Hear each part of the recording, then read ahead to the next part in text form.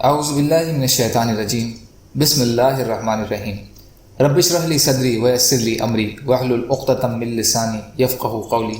ریاض الصالحین دوسرا حصہ، سود کے حرام ہونے کا بیان، حدیث کے خلاصے کا آخری حصہ۔ حدیث میں ان دونوں جنسوں کی بابت حکم آئے ہیں۔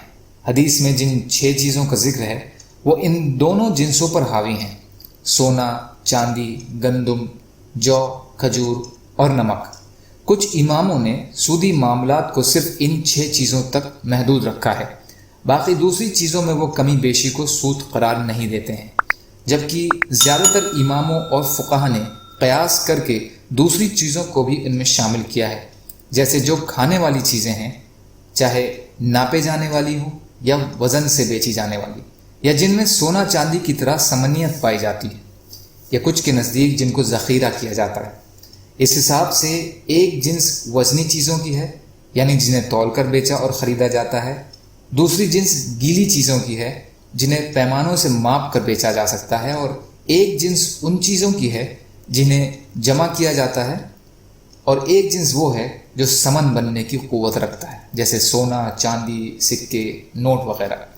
ان مالوں میں سودی اور غیر سودی صورتیں یہ ہوں گی: جب دونوں تبادلے والی چیزیں جنس اور قسم کے حساب سے ایک ہوں گی، جیسے گندم کا گندم سے، چاول کا چاول سے بدل ہو، تو اس میں کمی بیشی بھی حرام ہوگی اور ادھار بھی ہوگا۔ ان کا برابر ہونا بھی ضروری ہے اور مجلس عقد میں قبضہ بھی ضروری۔ جب دونوں عدل بدل والی چیزیں جنس کے حساب سے ایک ہوں، البتہ قسم کے حساب سے الگ الگ ہوں، تو ان میں کمی بیشی جائز ہوگی، لیکن یہ ادھار ناجائز ہوگا۔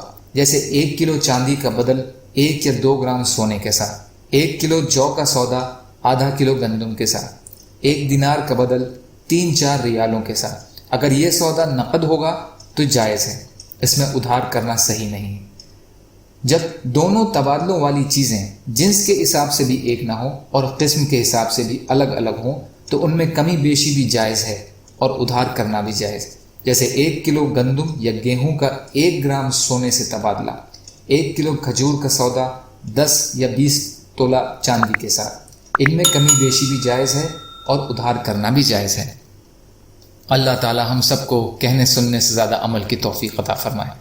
یا اللہ ہم سب کو سود سے بچنے کی توفیق عطا فرما دیجیے۔ یا اللہ مظلوموں کی مدد فرمائیے، ہم سب کو اپنی استطاعت کے بقدر اپنا حق ادا کرنے والا بنائیے۔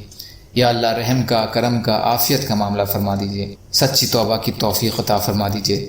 سبحان اللہ و بحمدہ، سبحانک اللہم و بحمدک، اشہد ان لا الہ الا انت، استغفرک و اتوب الیک۔